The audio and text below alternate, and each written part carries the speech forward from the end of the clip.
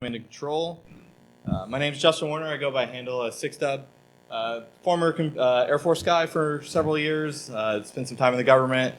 Had a good time, learned lots there. Afterwards, I got out and did consulting. So I was a red team lead for a team called the Adaptive Threat Division. Spent about 3 years doing consulting, learning how to be a bad guy. And so I really liked red teaming. It was a passion of mine, and learning how both to break systems, but also how to make them better. It's an underlooked part of red teaming and offensive work in this space is that you're ultimately trying to make it better. And the adversary component in tradecraft was really what I focused on and spent a lot of time on trying to build up. Recently switched jobs, so I'm currently a principal security engineer at a company, a startup based out of Seattle named Iceberg, where I'm doing more blue team work. So I like to bounce around, took all the skills I learned on the red side and try to work on defending against it. Big developer in the open source space. I've been out of it for a little bit, but a co-founder on a PowerShell Empire project. Did some work there and several other PowerShell projects. I'm a huge fanboy, so most of my work's been in that language, and also a Black Hat USA instructor. My name is John Perez. I'm a first-time presenter, so I'm super nervous. So former Army vet and current part-time grad student. I got my start in this working as a cyber operations specialist for the U.S. Army. Did that for quite a long time and switched over and did it as a Department of the Army civilian because I liked it so much. And then I decided to leave that and venture into the commercial world. I've been working at a small startup called IronNet Cybersecurity, where I'm a security research engineer. And I like looking at malware and trying to produce tools to analyze malicious traffic. Yeah, I like to always include a disclaimer at the beginning of these talks. For me, I think so many people come to cons and they come to these talks and they're like, these guys are experts in the field and coming to hear what they have to say. I'm the first one to tell you I am not the most all-knowing expert in this field. I'm a new guy here. I like exploring new fields. I'm new to blue teaming. I'm new to the network analysis side. It's not been my specialty. I've been more of an endpoint guy. I'm not a data scientist. I'm not a mathematician, even though we're going to talk about some of those topics here today. So I'm open to hearing what you have to say. I'd love to catch up with you on the side or hear your thoughts after the talk. I think the unique part of this community is we all build it together. And so I'd love to hear your thoughts on the talk as we go forward. So before going too far, we want to talk about what is this actually about. So really, this talk is about adversaries. This talk is about what adversaries are doing to succeed in their operations in real-world networks. Adversary is a vague term. So many people, when they think of adversary, they think of these APT-X reports from Mandiant or the really cool animal reports from CrowdStrike. And really, adversaries aren't always that sophisticated or that complicated. So I include some adversaries are nation-state or nation-backed. Some adversaries are kids on computers that like to drive botnets. Or people that are financially motivated. I've done a little bit of incident response in this past several months as part of my job, and financial crime is a huge part of the adversary community. People that are simply looking to make a living off of network warfare, as the term would go. And so I like to include these various levels of adversaries when we're thinking about this because it plays into detection strategies and emulation strategies down the road. So there was a talk yesterday, Doomsday Preppers, a really, really awesome talk. How do adversaries do their infrastructure? How do they communicate with their agents inside of these victim networks? Well, there's several different ways. The first 3 bullets here were basically covered by the Doomsday Preppers talk yesterday, and so we're not going to rehash most of this. I'd say the 2 most common ways that I've seen it, and you've seen in most popular threat reporting, is previously compromised infrastructure. So certain groups of adversaries like to spray certain ASNs for weak WordPress sites or brute force logins, and then they host up all their malicious binaries there, and they do all their C2 over compromised infrastructure. Otherwise, paid services and VPS providers, things like DigitalOcean and Vultr, while they host real stuff, they also host a lot of not real stuff and really nasty stuff. And so hunting through those different infrastructures are very useful. The talk today is going to be focused exclusively on third party, which is kind of an unsuspecting part of adversary infrastructure. This being things like Google or Amazon or GitHub. All of these different popular and completely legitimate services are often used by bad guys for their command and control. So just kind of further elaborating on that and talking about third-party services C2, the problem is, or where some of the issues stem, is the fact that a lot of these organizations, some of these organizations will go ahead and kind of take the accepted risk approach of, hey, you know what, I'm going to allow my users to go to X or Y, whether it be Twitter or Dropbox or Box or GitHub, because they need it to make their jobs easier. And really what they're taking into account is, weighing risk versus reward. Is it more beneficial? Can they make more money allowing that, as opposed to saying, hey, you guys can't do this, or trying to figure out a way to do this in a safe way. And then also you have sometimes with workplace culture and things like that, they want to allow these folks to go to these different things. And an example of kind of work that may need access, say, to like Twitter or something like that, would be like HR, where they're managing numerous Twitter accounts for the organization, and basically kind of allowing that out. Then you have organizations that try to kind of manage this by implementing kind of like policy enforcement, but maybe not backing it up with like technical controls. And so basically you have a bunch of kind of management putting their head in the sand, just kind of saying, hey, as long as the boxes are checked, everything is fine. And then you have like a network security team that's like, hey, all the boxes are checked, so can I go do whatever I want to do? And idea being like, this is not okay, and we're trying to bring awareness to this. So third-party C2. So basically, there are a number of different ways to go about this. We're going to kind of enumerate a handful of them through some of the POCs that we've written for this. But basically, you have whether it be IE-com objects being used to do some browsing behind the scenes, to grab information that way and grab and exchange command and control that way, or whether they're using straight API access to third-party services. These types of things are the type of things that are being used and utilized by actors because they know that, hey, this is a way out of the network. And of course, all of this can be used in a variety of different ways. Some that obviously I can't even think of throughout the kill chain. So basically, many of us have probably seen a quote similar to this. Social media, storage services, absolutely needed by my people. This is how they conduct their work. And basically, what that's breaking down to is, they're willing to accept the reward as opposed to taking a look at the real risk, and you have adversaries that are 100% willing and capable to abuse these services. So we're going to dive in on some case studies. We're going to talk about a couple different threats that we've seen do this through threat reporting. Some of these we've run into in the field, and they provide both great role models for us on the red teamer side of what we could be emulating to show the risk. Because at the end of the day, when you go back to this slide, this is about the extent of my math knowledge when doing proofs, right? Like the therefore symbol. Like when we go back here, it's there are risks here, and really they just corporate executives, they need to know about the risk, and the only way to let them know about that risk oftentimes is to emulate this adversary and present them and show them of what you're able to do by leveraging that risk.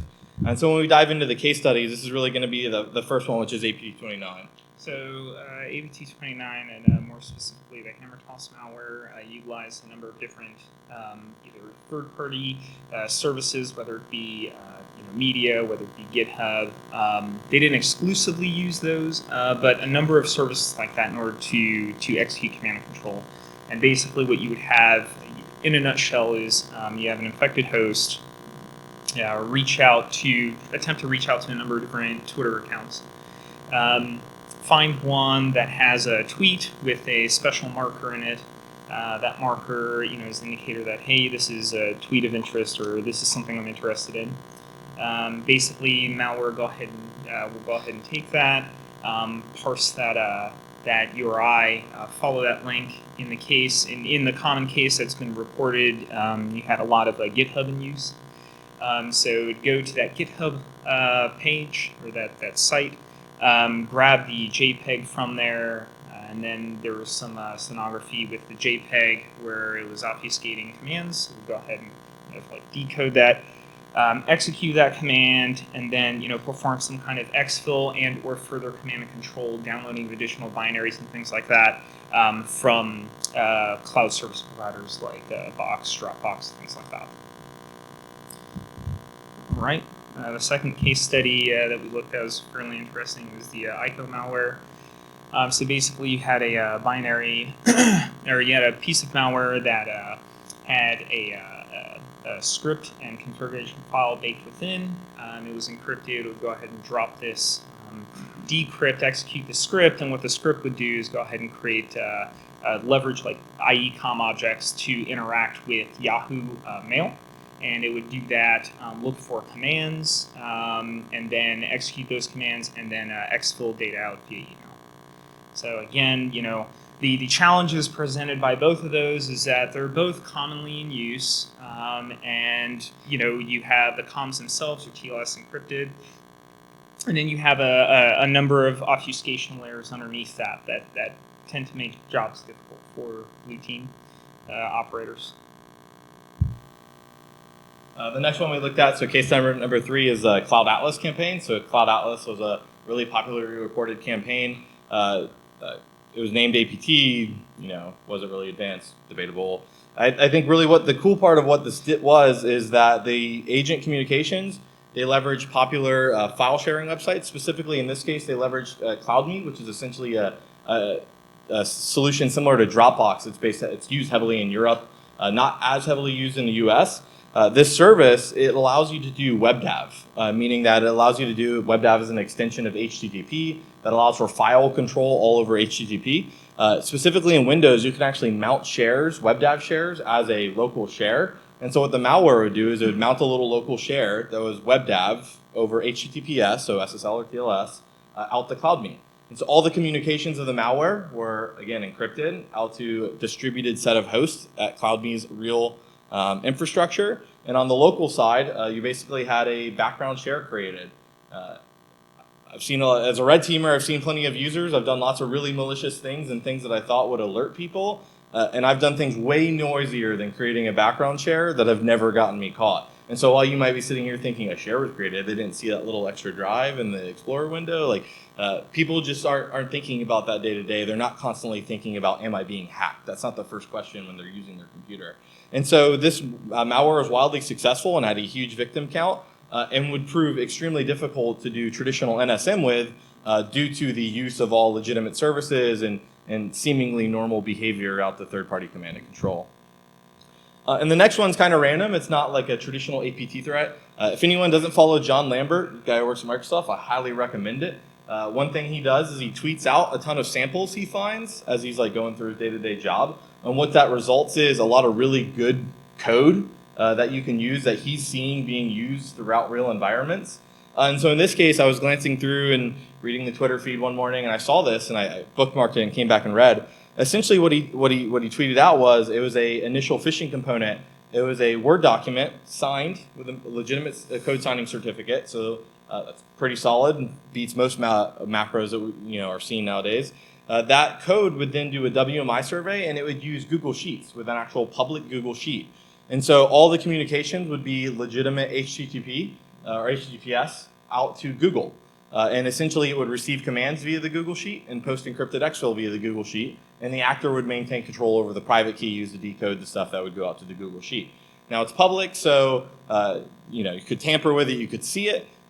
You would be reverse engineering it by that time. You'd have to know about it. From the NSM perspective, you'd see Google Sheets. And as a person who stares at a lot of network data all day long, Google is constantly happening throughout the environment at all times of night. And with things like VPN and work from home solutions, detecting oddities in Google is very tough. We'll touch on it a little bit later on. But this malware is wildly successful due to the capabilities, again, using the third-party command and control vectors. And so the first question, how many people are offensive people in here? Okay, a couple. How many defensive, I'm guessing, or admin, IT, operations? Okay, cool. So there's 3 people that'll care about the next section. That's cool, though. Threat replication, so what does that really mean? There's really several kinds of threat replication and red teaming. I'd say to start, threat replication or adversary emulation, it's a form of red teaming. It's meant to model a specific adversary. So red teaming might be generic. It's not specific to what adversary or what kind of adversary, or if you're even modeling a real adversary, it could be generic. Threat emulation is I'm picking an adversary and I'm testing an organization against that. But it's not stuck to the services community. So we're both people who work at a product company, and I'm a big believer in threat emulation. And I'm a believer in threat emulation in the aspect of is our product has to stand up to techniques that are being used by real adversaries. And so as a researcher and an analyst, part of the things that we're doing is actually doing threat emulation against the product to see, does it detect? What could go better? Are there analyst techniques that could be used to detect that? Some characteristics of it has to be highly heuristic tools, which generally means that you have to have really good intelligence, or you have to have a really good reverse engineer to sit there and do nothing but reverse malware for you and give you tradecraft techniques on it. Some weaknesses to the approach. And so again, when you're looking at just red teaming as a whole discipline, threat emulation, you really risk handcuffing the red team. There's been many times where I've done threat emulation stuff, and as soon as I'd get into the scenario, you say, well, the bad guy didn't do it, so can I do it? Like, we're supposed to be doing threat emulation.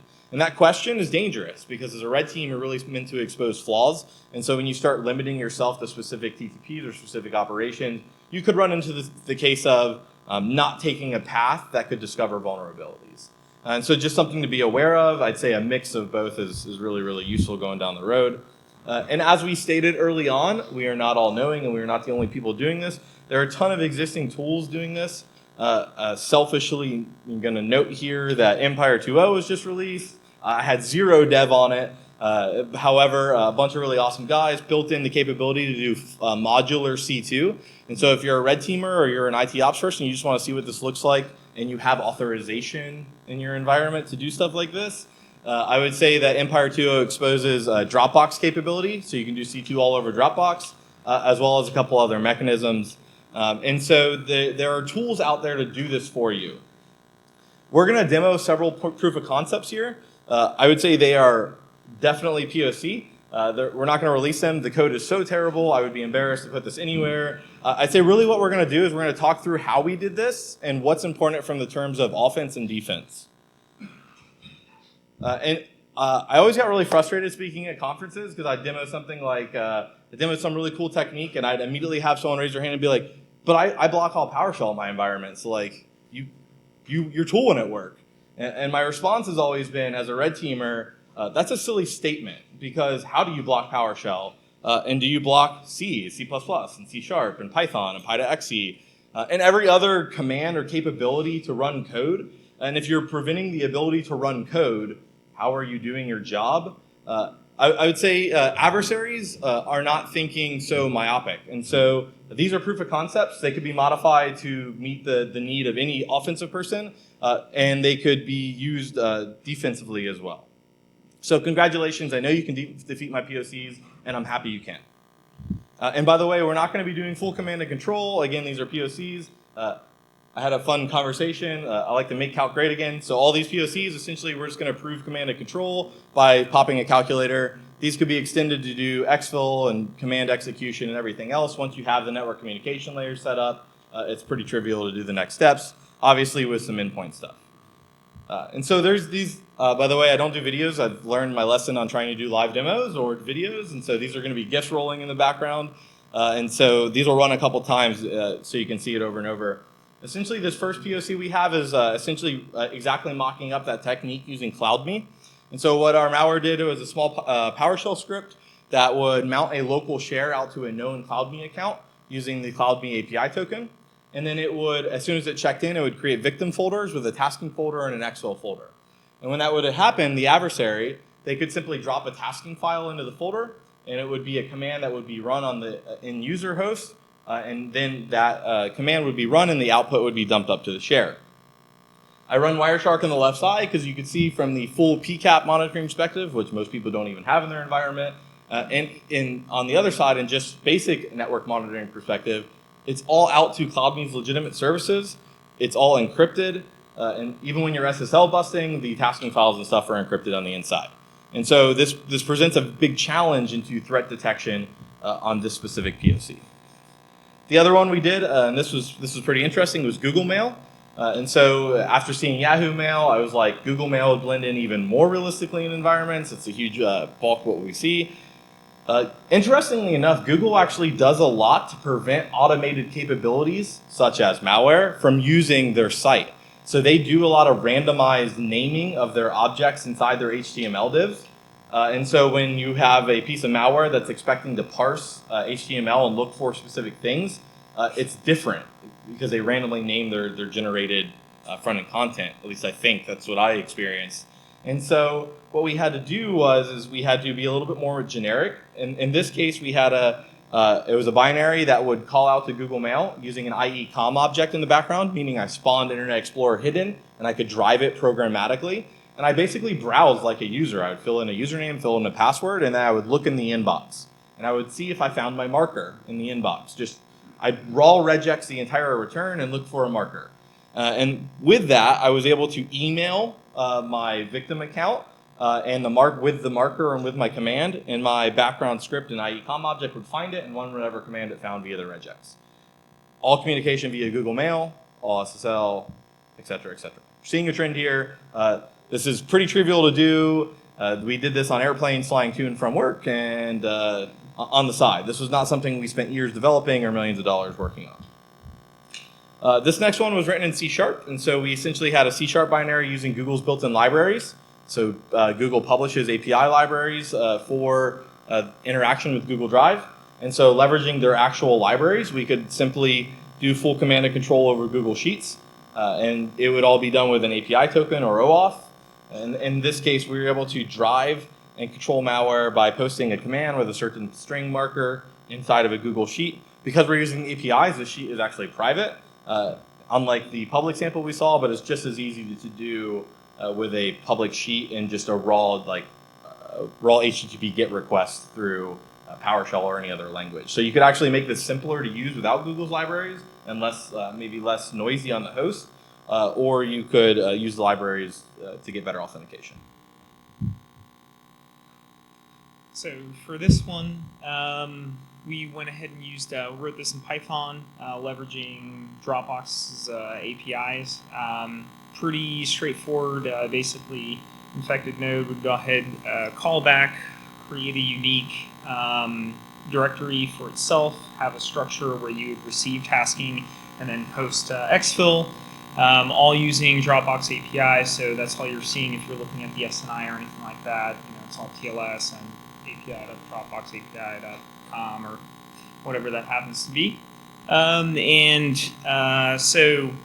the challenges here is the fact that if this is something that is an accepted risk by an organization, and it was really easy to write, this is something that you have to be concerned with, and especially if you're not breaking SSL or anything like that, this becomes pretty tough. Or even with breaking SSL, realistically, this becomes tough to really examine in depth. So for this one, this is written in PowerShell and basically kind of very similar to some of the work that Justin was doing earlier on, creating a IE com object in the background, kind of hidden window, hidden Internet Explorer, browsing to Twitter, looking for a specific user and looking for tweets with specific markers. It then pulls that back. Decodes. I just did some real simple basic base 64 encoding for the commands. Decodes that, executes the command, and calc. And again, depending upon the users and the acceptance of Twitter within the workspace, in corporate environments, maybe they don't want users to have to walk to a kiosk to go ahead and do this. This could be potentially dangerous, especially if you don't, if you're not able to really track because a lot of users use Twitter. I totally don't know how they pick those who to follow. It's not my search history, I promise.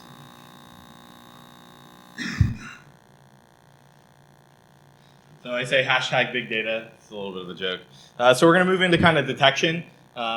Really, we started out when I first thought about this talk, when we were talking with John, it's like, we want to do a talk, let's do threat emulation. That's really fun. That's what I used to do. And it's like, let's code all this really bad malware and let's release it, and it's called Havoc, and it's a great time. And then we were like, this is actually really hard to detect. When we started to move to the blue side, I moved to the company, like, this is horrible. This is a real problem in enterprises, and this is something that needs a lot of awareness. So we moved the focus of the talk to be more on detection and more on some concepts and theories of detection. By no means giving step-by-step guidance on this, because this is fairly groundbreaking stuff, I would say, on how to do this, and we're barely going to scratch the iceberg in a nice little 30-minute presentation. This is probably like white paper worthy down the road for someone who wants to spend some time with a lot of mathematicians to look at these problems. I'll also say that I've heard all sorts of quotes. So like I work with customers all the time, and I hear customers, I have favorite customer quotes, but I hear customers say that this is hard. I know it's really, really hard. So the common complaints I hear are, how do I get that much data? You're talking terabytes, hundreds of terabytes, if not petabytes of data, when you're talking entire network data at scale. And so how do I capture that, let alone process it? You hear things like, I don't even know where all my endpoints are. As a red teamer, I would find like domain controllers sitting in closets that hadn't been like updated in 10 years. And so like, if you don't even know where all your endpoints are, how do you know where all your network choke points are? And are direct comms allowed out to the internet? And how do you monitor all these things? And then most analysts, like, analystware, as a former analyst, I feel you. The pain of staring and spending 99.9% of your time finding false positives, to the point where like it's a real celebration when you find that one good win. I feel you, and that's a problem. And that's a problem that causes this to be really, really tough, because in the real world, adversaries exploit humans. They don't always exploit systems. And so they rely on that analystware and that human stuff to make it easy. So I'm sorry I didn't say this was easy, and we're not going to have all the answers here. Hence, we're not releasing all the code to make this really, really easy on you. I would also say users are going to use a quote from a really awesome, smart red teamer that I once worked with, and he always said this, and it never rings true until you really think about a moment like this, where people want Twitter, and people are going to allow Twitter, and people want GitHub, and organizations use Google. It's a whole business line. It uses Google.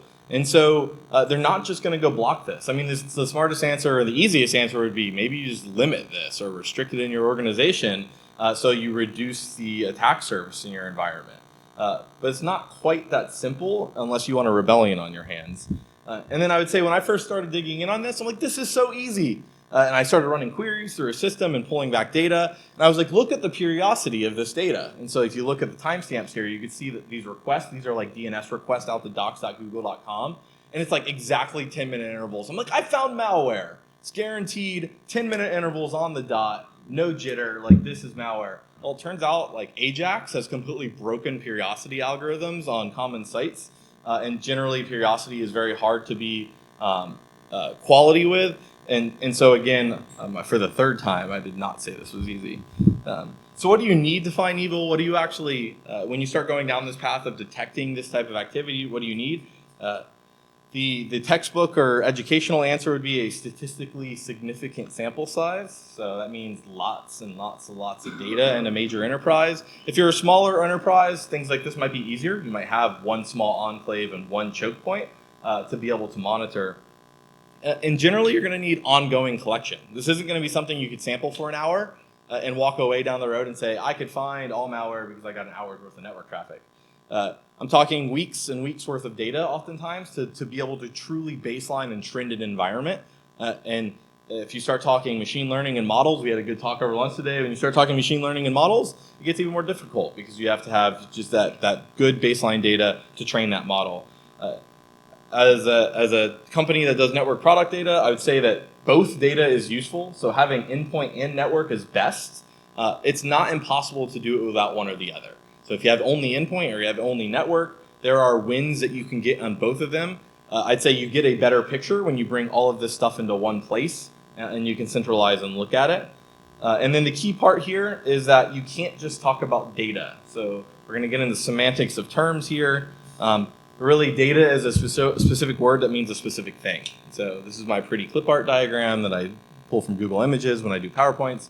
This is no marketing team here, right? You see just Google Images. But essentially, key data points or raw data is kind of useless because there's so much of it, and you have to know what you're looking at, and you have to understand what that data means in context. And so I'll talk about like the information process here. Basically, you take data and you provide context. Context is what does this data mean in terms of other things going on in the environment at the same time, or other related data in my data set?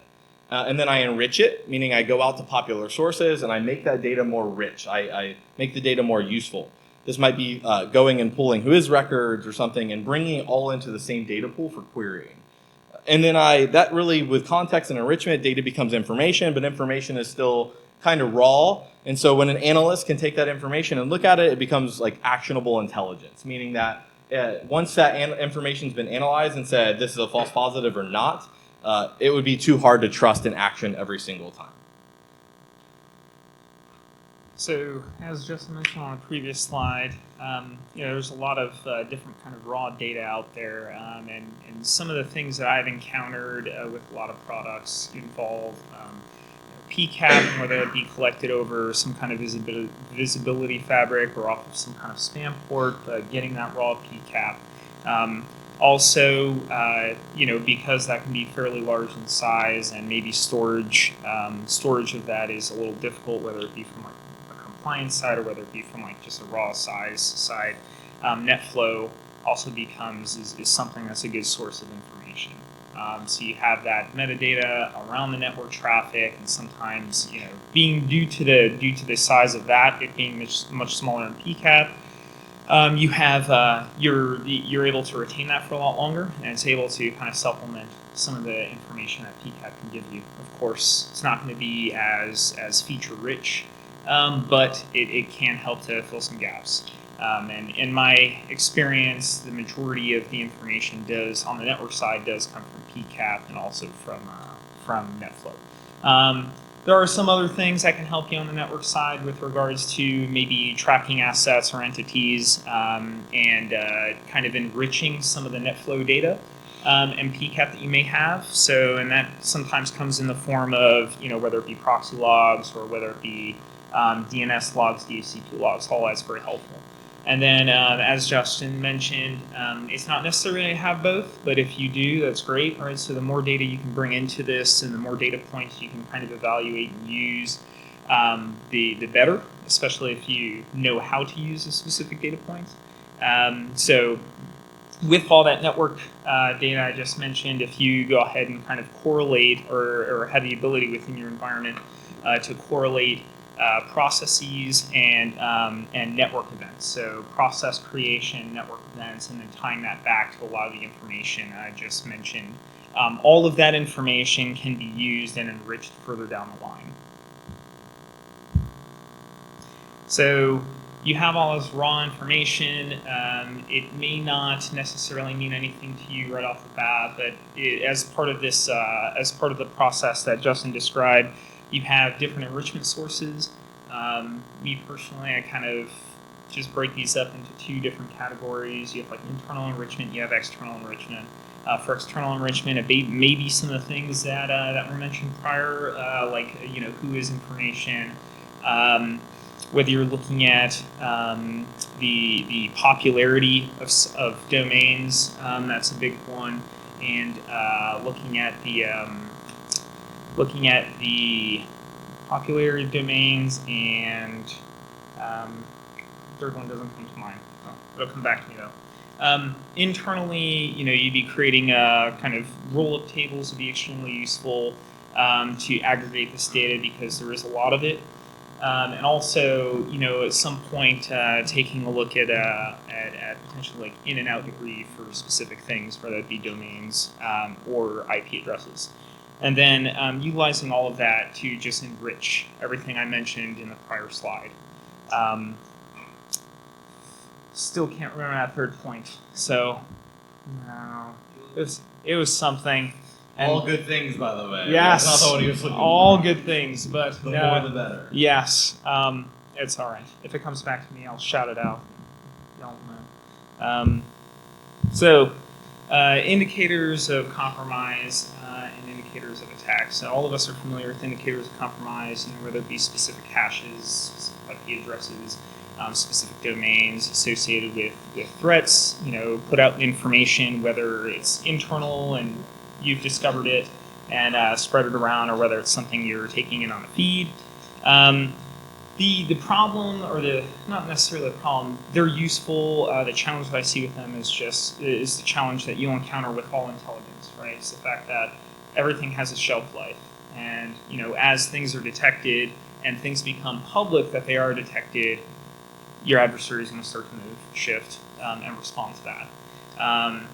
Indicators of attack. When I say that, what I mean is basically taking kind of the chaining of different behaviors. Instead of looking at like a specific discrete data point, going and taking a chaining of behaviors, maybe within a specific time window or something like that, to identify something that is anomalous, and then using the enrichments I mentioned earlier to decide whether this could be borderline malicious, or is this more along the lines of benign and maybe doesn't warrant a second pass. So looking at endpoint-based and kind of focusing on indicators of attack, one thing you can take a look at, so signed binaries. In our research, we noticed that a lot of the applications that are in use by and provided by legitimate third parties, whether it be Google Drive application, or whether it be the Dropbox client application, these things are signed.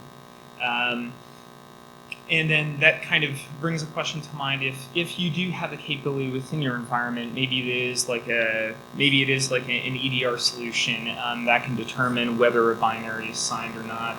Some of the questions you should definitely ask yourself taking that endpoint data is, hey, we have an unsigned binary that is communicating out to Dropbox, or we have an unsigned binary that is communicating out to Google Docs. Is that something that should be allowed? Is that something that should warrant further follow-on? So, a decent thread to kind of pull on. And that's really where the joint picture of both endpoint and network data can really be useful. So you can take things like process creation events and signature characteristics and slap it next to network events and say, this process ID, which is unsigned, spawned this network connection out to this IP address, which is associated with a certain passive DNS value, which might be a heuristic or a pattern or an IOA of bad behavior when seen in a short time frame. And that's kind of taking a more progressive approach at detection rather than automated prevention or more classical IOC-based detection or intrusion detection. All right. Reputation, that's what it was. Reputation. Yes. I got it. Yes. Sure. Reputation. All right. Okay, so timestamp analysis and beaconing. So obviously, I'm not going to fit like an entire algorithm into this slide to help you detect periodicity, right? First of all, I'm not that sharp in math, and then secondly, that could be a brief all onto its own, right? That could definitely be a talk all on its own. But if you do have this capability, which there are plenty of network defense products out there that offer this kind of capability, detection of periodicity, what you can do is kind of leverage that information to attempt to like bubble some of this third-party activity to the top. So again, assuming you have that capability, assuming you have somewhat of a decent baseline, which again I know that's extremely difficult to do. Just like Justin mentioned earlier, none of this is easy. But if you do have that baseline, go on ahead and take a look at kind of drastic changes in periodicity. So if you do have nodes within your network that do have Google Drive client or do have a Dropbox client, and you're used to seeing maybe you've whitelisted some amount of periodicity coming off those clients because you know that the updater executes every X, right? So there's an hour in between every time it executes.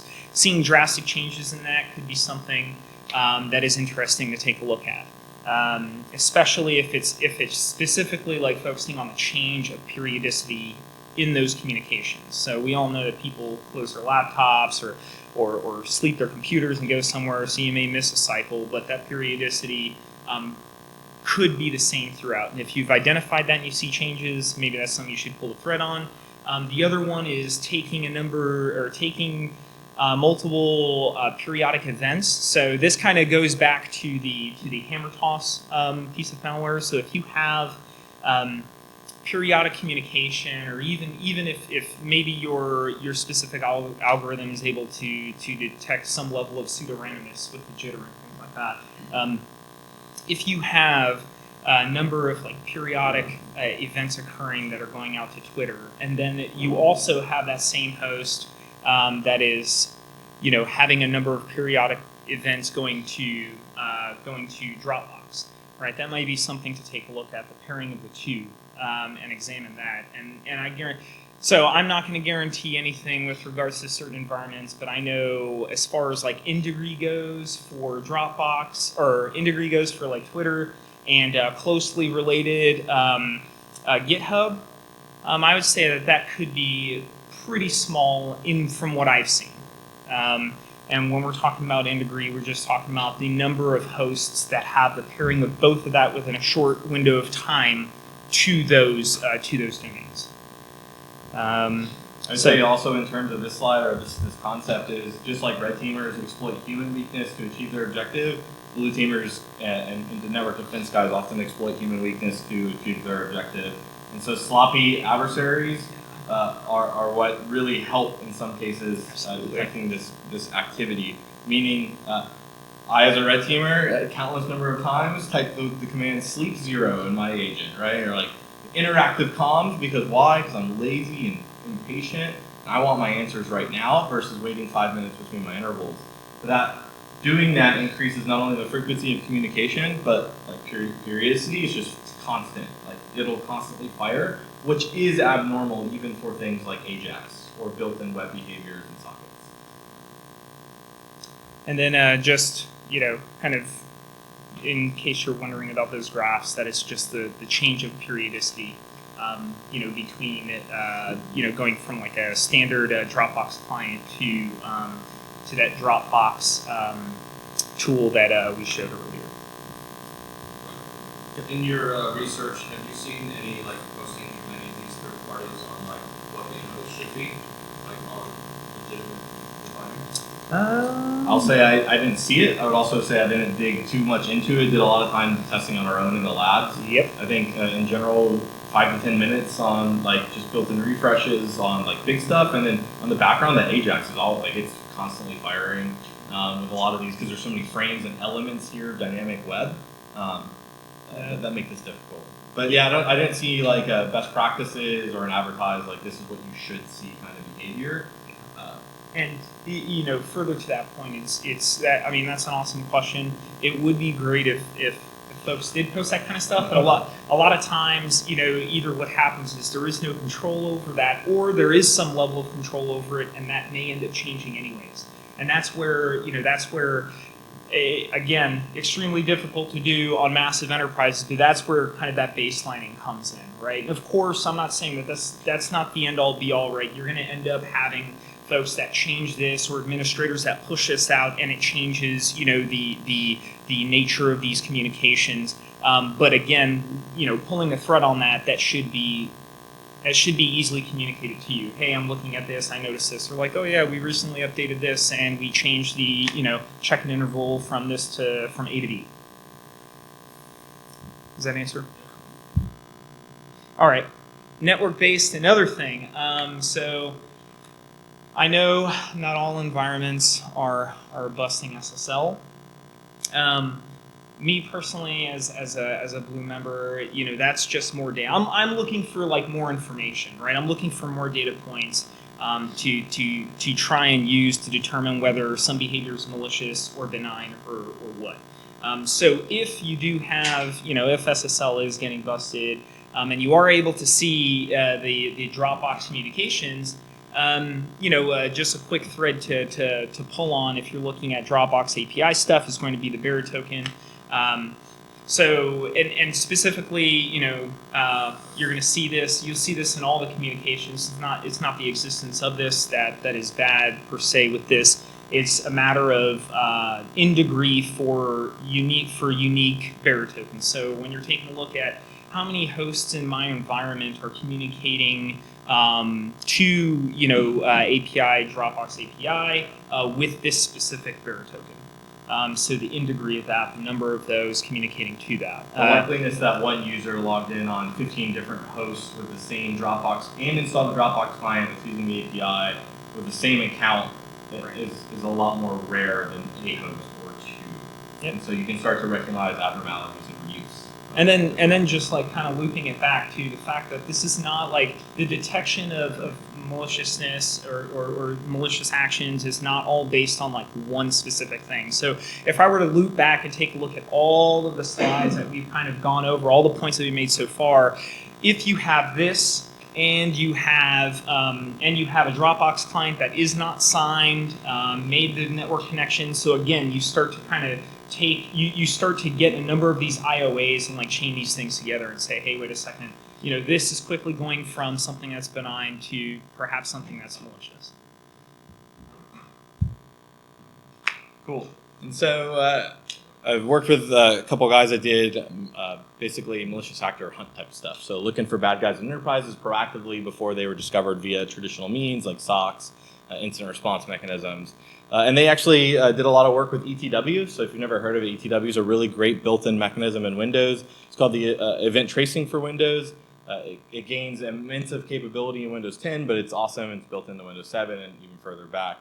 What ETW is essentially the groundwork or the backend for all Windows eventing. And so the event log is driven off ETW. And you can do a lot of really powerful things with ETW with your own homegrown capabilities. And so Matt Swan, who's from the Office 365 team at Microsoft, had a really good blog. His team had a good blog post, and he had a really good talk out from Blue Hat, where he talked about using their own homegrown EDR agent. That all it does is look at basically it uses ETW to trace every time a process creates a network DNS resolution, which is a built-in ETW filter. So it's like 15 lines of code for him to be able to generate push events every time a process does a DNS lookup using the Windows DNS client. And what that does is he just basically pulls those into a big data solution and stores those for querying. So what you can do with this is something like, hey, should a 15-character processing that's random, aka metasploits like persistence, ever be doing DNS lookups to anything? No. Or should totally not evil.exe be doing NS lookups to Dropbox or Twitter or GitHub or any of the other things? No. And what's really evolved here is now that this ETW solution's been out, a lot of the next-gen EDR stuff's been catching on and using this on their backends. So a lot of the next-gen AV and next-gen X and next-gen R and all the other next-gen stuff is really using ETW, and it gives you the extensive capability to flag on network connections or specifically DNS resolutions from non-standard processes. So potentially, again, combination of both endpoint and network stuff that gives you wild capability. Focusing more on the network side, I'll throw up a little bit of graph porn here. This can be wildly complicated. I'll try to talk through it the best I can without using my fingers too much to point. What we got here, really the slightly lower fidelity, but very high reward capability in terms of looking for third-party C2 I found is just generic flow abnormalities, meaning that I'm not so worried about the application-specific metadata or protocols or features in play. I'm worried about, let's look at characteristics of the network connection in general, or the connections that are in play.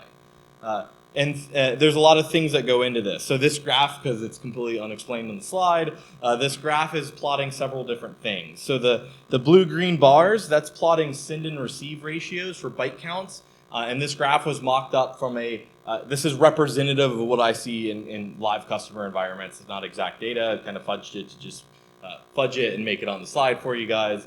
But it's representative of what we see in real network environments.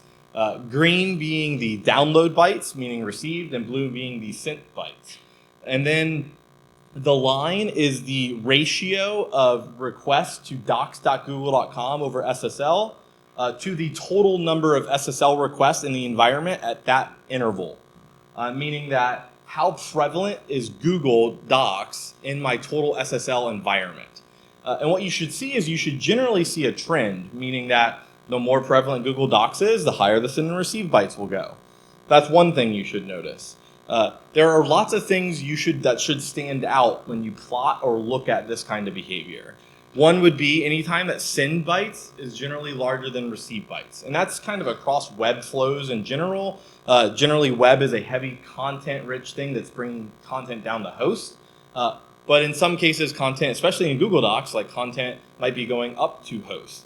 However, those are worth introspection because in the overall environment in a big data pool in a 50,000 node enterprise, one user uploading a large file should not poison your statistically significant sample size too much. And so anytime you see the blue bar rise significantly above the green bar, it might be something that you say, that's odd, let's look at what happened during that hour and dive in deep to hunt through this data.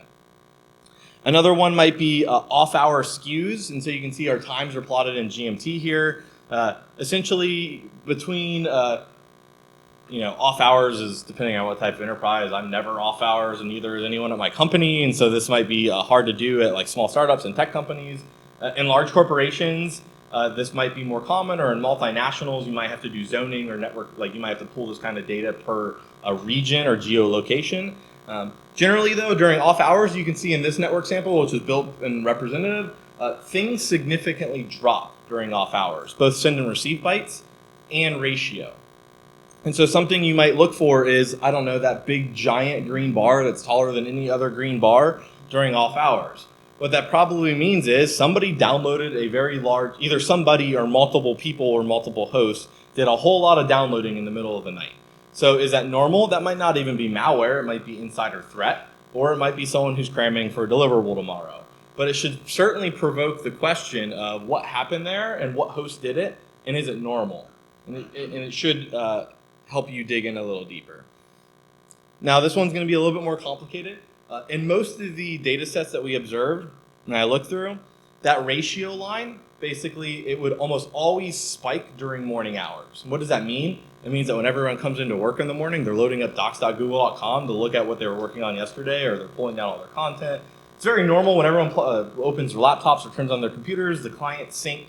And so you should see a huge surge of requests in terms of total SSL at the morning hours. However, if you have malware in an environment, and so when we mocked up in our lab and we looked at this kind of across a couple days, when you have malware in an environment that's constantly beaking out to Google Docs, the total number of SSL, the ratio of SSL for Google Docs will be much higher during off hours and much higher during on hours, and essentially it will wash out that spike.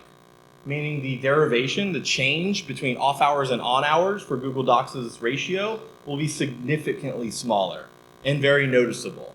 So if you have malware that's constantly beaking out on multiple hosts overnight, it will basically affect that curve and it'll be more flatlined, which might be indicative of a malware infection using these protocols. Again, this is kind of all black magic, and it's really hopeful because it just depends on the environment. But I guess what I'm trying to say through all of this is that by gathering this data and by looking at those flow abnormalities, it's a huge step forward, especially when specifically sampling and looking at these kind of third-party services that are in play here. I would be derelict if I didn't mention some things that affect this, because if you're going to go back and play with this on your own data, you're going to be like, why didn't this curve look the same in my environment? So I'll rattle them off. VPN.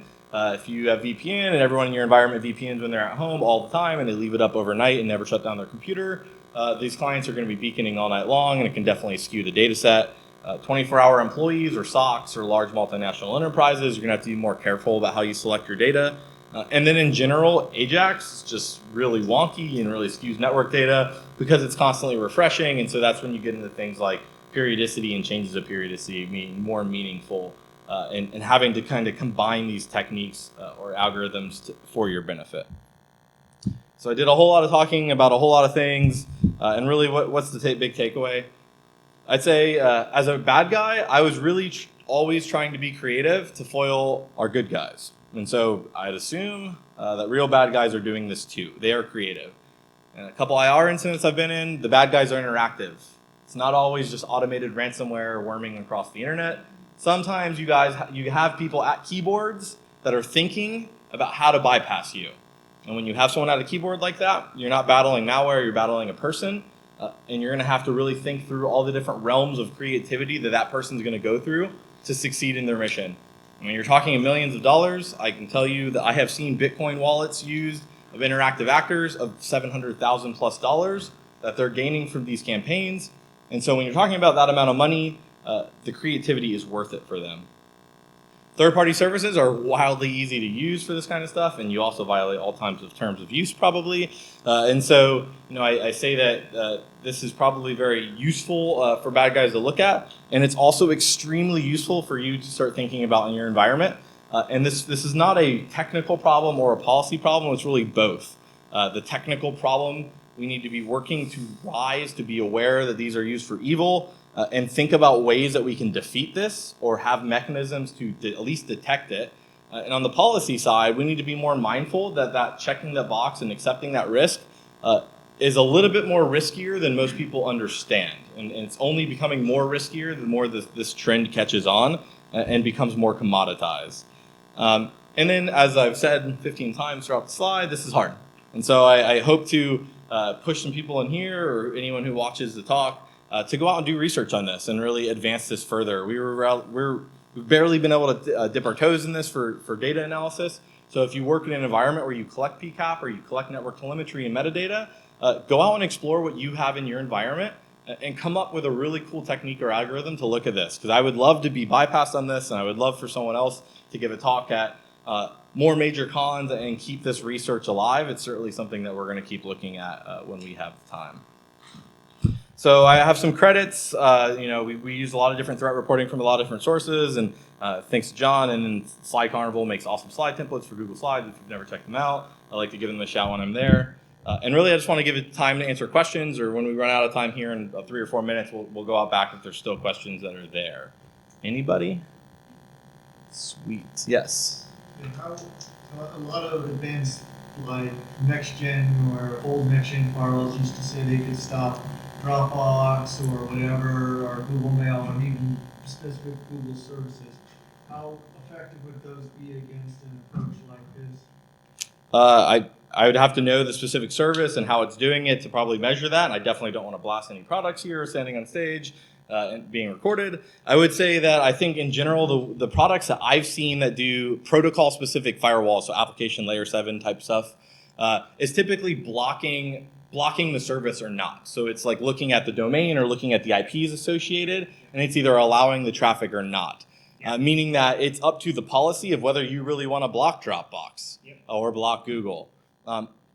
I've not seen much that is out there publicly stating in terms of firewalls specifically that they can detect malicious use of the protocols when it's allowed in the enterprise. Right. And that's, to that point, that's part of the difficulty with this, the fact that it's, you have this all or nothing type mentality, right? And trying to say that, oh, this use of Twitter is malicious and this use of Twitter is not, becomes extremely difficult. The other thing I would point out is with some subscription services, I won't name names because we're being vendorless today. Awesome. It is possible that when you have a corporate account, they will add an extra value to all API requests. Awesome. So if you see something So you could track it. that API without your little that extra code they add in because it's your company's account signing, and you know that someone's personal account or another account is used. Yeah, that's actually a really good mechanism that I'd love to dig in further. Some of the more active defense techniques that go into play in terms of establishing normal and forcing normal on network monitoring versus abnormal. So yeah, it's great. Any other slides or questions? It's a long day, lots of beach. Yes. Awesome. Thanks guys for coming in. I appreciate your time.